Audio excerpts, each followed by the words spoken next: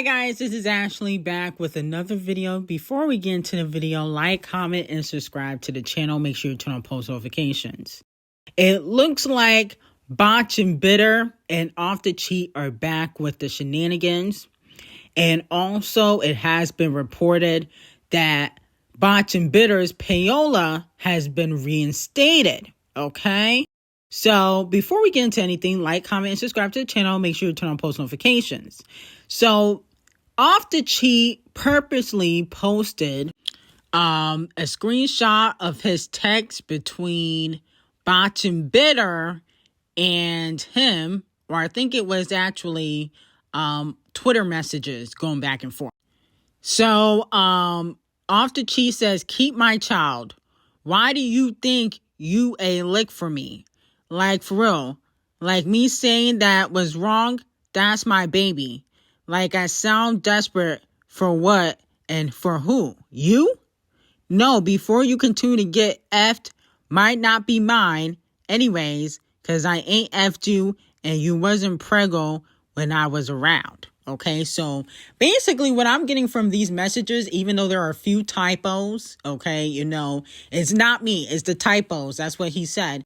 But I'm getting that he might think that the baby that Botch and Bitter recently just had may not be his. That's what I'm getting. She responded and said, "LOL, you don't gotta answer the phone. Just wanted to show why I don't F with you.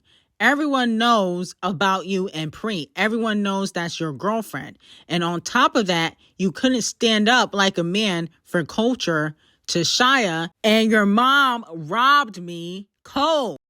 So if you don't know who Pre is a very beautiful brown-skinned woman who allegedly got knocked up by Off the Cheat. This was revealed earlier this year. She got paid $20,000 to get rid of the baby. And unfortunately, after that, out of jealousy, Botch and Bitter got knocked up. Okay, because I think she was pregnant around March. It was revealed around February that Pre was having Off the Cheat's baby. And so they was doing like a Tara and Amina kind of situation from Love and Hip Hop, you know, competing on who can get pregnant. Okay. Now, with that being said, Botch and Bitter also posted some text messages. You know, I think they low-key was trying to take the shine away from Papoose and Rëmíx. They was like, "Oh, y'all can't be the only one getting any clout from your relationship. Let's post our dirt." And so Botch and Bitter responded to a fan that said, "I don't blame Off the Cheat. You go on Instagram and see B-words that look and cook way better than your wife without a WAP's BBL." Oh my goodness. That was mean. Now, Botch and Bitter posted some text messages where basically Off the Cheat was begging to F her. Okay. He said, "I want to F. Why you being like that to me? You feel like you gonna beat on me if you do. I want you. I miss your coochie. I miss your face when we F." Okay. And she basically told him that he was never getting that coochie again. Okay. She also said that he didn't really deserve any coochie. Then Off the Cheat was also caught in video stalking Botch and Bitter at the club. Okay. He was caught watching her at the club while she was twerking, kind of stalking her. Fans caught that basically in 4K. Here's my thing. I think that they're doing it for clout. The only time Off the Cheat really gets any type of press or in the blogs is when he attaches himself to Botch and Bitter. Okay? Botch and Bitter is the clout in their relationship. Okay? She has a lot of clout.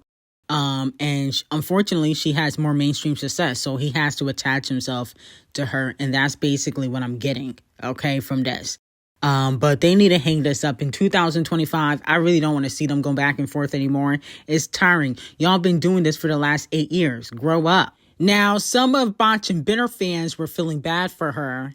And they were saying, "Now I feel bad for pressing her for music. That girl personal life was in shambles. Oh my goodness." Now, here's my thing. Nothing was in shambles other than her botched surgery, okay, and the lack of bars in her music, okay?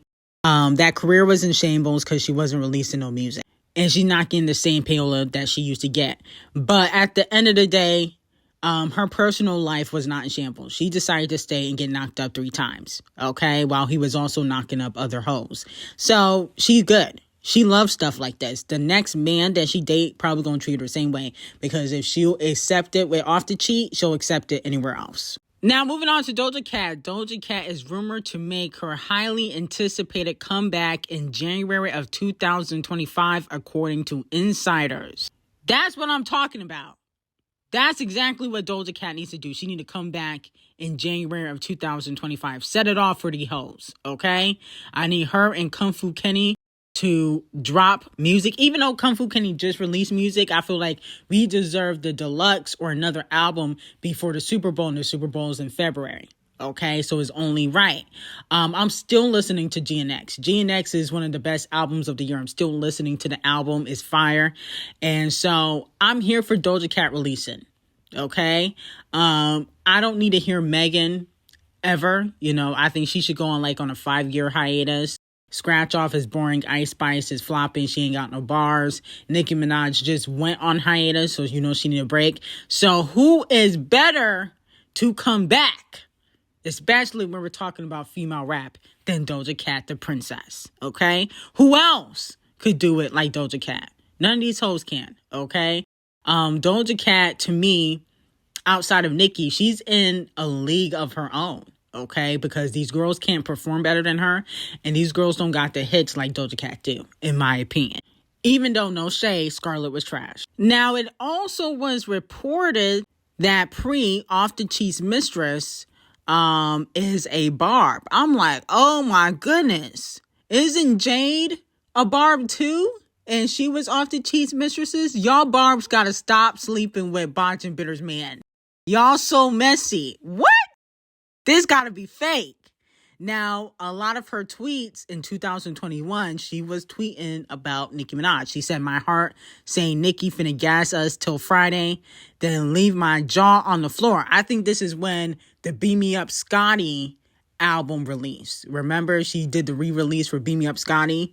Then she said, I have anxiety waiting on Nicki to go live. Like, what is she gonna wear? Hair, makeup, jewelry. Finally, Nicki back. Sick of these hoes. Wow. Okay, Botch and Bitter is probably not too happy about this. Not only did she sleep with Off the Cheat's man, she's a Barb. Oh, Lord. Why the Barbs gotta be so messy? Stop. Leave Botch and Bitter's man alone. Okay, Barbs? It was Jade and Jade's, I think, cousin or sister. I forgot that girl's name. And then now this girl is a Barb too. Then again, Botch and Bitter used to be a Barb. Okay, so... you know, everybody basically a Nicki Minaj fan at one moment in time at least. But Botch and Bitter's payola might get reinstated, because Botch and Bitter's Enough has now sold over 1 million units in the U.S. in her so-called flop era. I don't know if that's a good or bad thing, because no shade, didn't it come out in March or February, and now we're at the end of the year, so it's just going platinum? Meanwhile, Kung Fu Kenny and Sabrina Carpenter, they go platinum after a month or so. So I don't know if this is a good or bad thing, but I'm going to say that song wasn't that great. I don't really get into Botch and Bitter's music like that, though, in my personal opinion. No shit, I don't think she's that great of a rapper. Now, moving on to Megan, who is currently on hiatus because she is suing Milagro, who is a blogger. Megan Thee Stallion's Hot Girl Productions ranks at number 10 on Payola Board's year-end Hot Rap Songs label chart. Okay? So, congratulations to Megan on that. But how comes Warner is not getting credited when she has a distribution deal with them? That's very interesting, because they distribute the music, so they should get credit on this chart. I'm sorry. It's not fair, because even though, you know, her label makes the music, they pay for the music videos, they pay for the playlisting and radio and the promotion of the song. So they should get some sort of credit. You know, I think Devil Nation was finessing that. Now, moving on from that, according to Deadline, Nadia Lee Cohen directed a music video for Queen Bee that is not yet released. Yes! Oh my goodness, Queen B about to take over 2025. Y'all trying to knock Queen B and Camel Face out, but they coming in 2025. Finally, Queen B is releasing a music video. Finally! Hopefully it's for Act 3. Act 2, you might as well scrap that. We don't want no music videos for Act 2. It came out in March. Okay, better be for Act 3. And guess what? Nicki Minaj, you next. Okay, you need to get back to the music videos. Queen B getting back to the music videos. You need to get back to the music videos. Same thing with Normani. Normani, you need to get back to the music videos. Okay? This whole, I don't want to do the music videos. The fans are the visuals thing. I don't want to hear that in 2025. We need to let go of that narrative. The fans are not the visuals. Okay, the visuals is when the label pays for a good production and a good scenery and some dancers and some twerkers and the budget's there. That's when we want to see for the visuals. The fans aren't the visuals. So Queen B, finally, you doing right. Thankfully. Now, moving on from that, Queen B and Camel Face Malibu mansion has entered evacuation zone to the massive fire in the area, according to BBC. No injuries have been reported. While the blaze has grown, it was 20% contained as of Wednesday. So if you want to hear the real story behind this, is on Patreon. But I'm glad Queen B and Camel Face are safe. Okay, you can't take the Carters down. They've been trying to take the Carters down, and it looks like they still gonna be on top for right now. Okay, in the next 5 years, we don't know about that. Okay, but as of right now, they still on top. Now, Rap Caviar puts out the best hip hop songs of 2024. Okay, so we're gonna go over the list. Euphoria at number 1. Euphoria is up there, but I don't know if it's number 1. I like Kung Fu Kenny, but I don't know if it's number 1. Okay, but it's definitely up there. Okay, I feel like it's definitely top 10 somewhere. I don't know if it's number 1. Type-ish, no. TGIF by Gorilla Glue, I feel like it's definitely up there. It wouldn't be number 3 for me, but it's definitely up there. Sticky by Tyler, the Bottom Feeder, no. Not Like Us. At number 5, I feel like Not Like Us gotta be top 3. I feel like Not Like Us, for what it was, it gotta be top 3 somewhere. It can't be at number 5. I don't agree with that. Carnival at number 6, no. Attitude, I like that song. Don Toliver, he ate that up. I don't know if it would be top 10, maybe top 20, but that's a fire song. Get It Sexy, I can see why people would put that in their top 10. That was a big record, especially when it comes to the female rappers. Catfish by Doja, no. Stop. Come on now. I get it. She getting a push now. But if it's going to be anything, it should be Nissan Altima. Okay? It should not be Catfish. Okay? And then Gunna on One Tonight. No. Gunna had a bad year this year. Okay, it wasn't a good year for Gunna.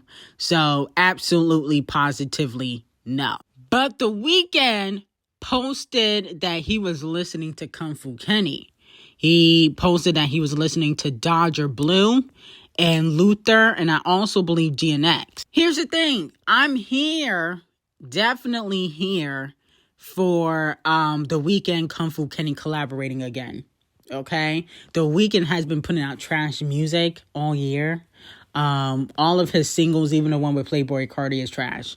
So hopefully the Kung Fu Kenny collaboration can kind of help him get back in his element. I think The Weeknd is starting to fall off a little bit. Okay, no shade.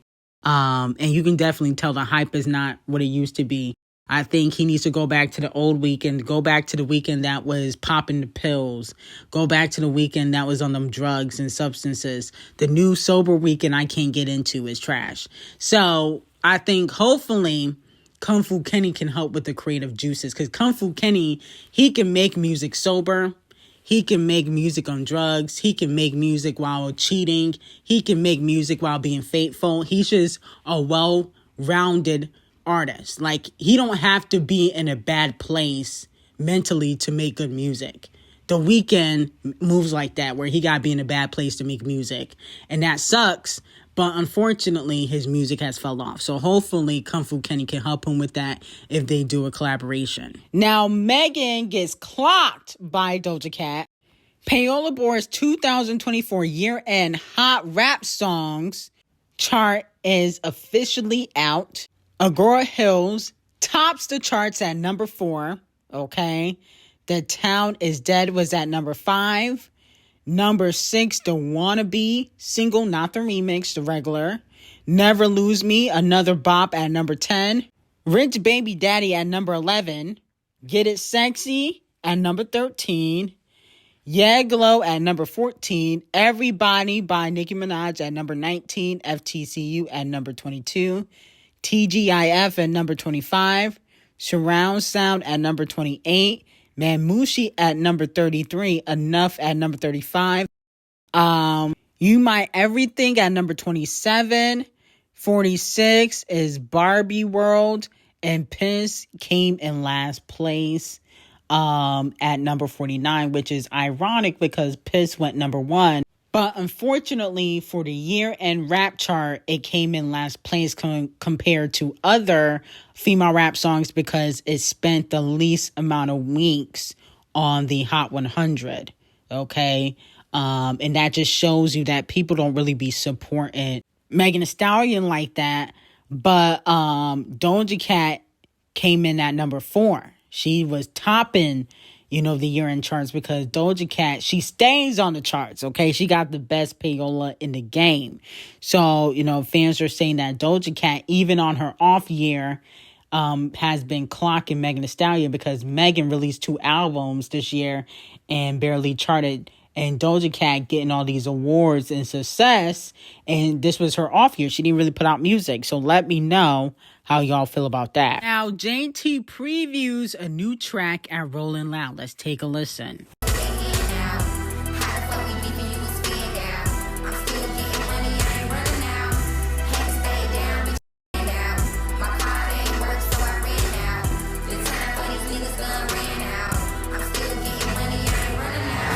Okay, so let me know how y'all feel about that. Do you think this is going to be a bop for JT, especially in 2025, or what? I feel like I can hear Sexy Red on this record. I can hear Sexy Red on this or Gorilla Glue. Okay? So, I feel like she needed to add one of them on the record she made up recently with Gorilla Glue. So I definitely could see them collaborating. But let me know how y'all feel about it. Now, moving on to Nicki Minaj quickly. Fans are clowning Nicki Minaj because Kenneth Petty, her husband, got her a card for her birthday. And people are saying that it was corny and childish. Now, the card says, "When I'm with you, I feel a lot of things." And then on the inside, it says, "My favorite is your butt. Happy birthday. Love you always. Zoo," with the $sign over the O's, okay? Now, let me know how y'all feel about this. I'm like, what else was he going to get her? Obviously, he was going to get her a card. Let's just be completely honest. She wasn't going to get a lamb truck, okay? A Rolls Royce. She wasn't going to get that. Now, unless, she buys it herself because, Nicki Minaj got that coin. But I don't see the issue with him getting her a card. What else would he have gotten her? Why are we complaining about him getting her a card? I don't see the issue with this. Now, I saw a lot of people saying that he should have, said that he liked her personality or that she was a great mom or something in the card instead of saying that he likes her butt. But I don't really expect much from Kenneth, okay? So I don't see no problem with this. Nicki probably happy with the card. So, let her be happy with the card. It is what it is. Now, Botchin' Bitter is venting about her new boo thing, okay? She said, "This generation flirting is weird. Cause what the F you mean my fine-ish, my little-ish, or I want you to be my little-ish? I don't know. I don't like it. Okay, my little fart." And then she responded to a fan that said, "I'm tired of hearing my little yeah. Just leave me the F alone." And she responded and said, yeah, one of mine told me that. And I was like, N-word, I'm big yes. I'm too grown of a woman to be a little yeah, the F. So she don't like the new nicknames or pet names that, these men are given to women. And it looks like she got a new boo. That's probably why Off the Cheat was, stalking her in the club, because she probably got a new boo thing. But here's the thing with Botch and Bitter. I think she purposely posted this so Off the Cheat can go off his rockers. And if he press any of the men that you date, don't start complaining. Okay? If I was you, I would keep your next relationship as private as possible. I wouldn't tweet nothing, give out hints, or nothing like that. Because I can see Off the Cheat approaching any man that you date and making some threats, okay? You about to put somebody's life at risk.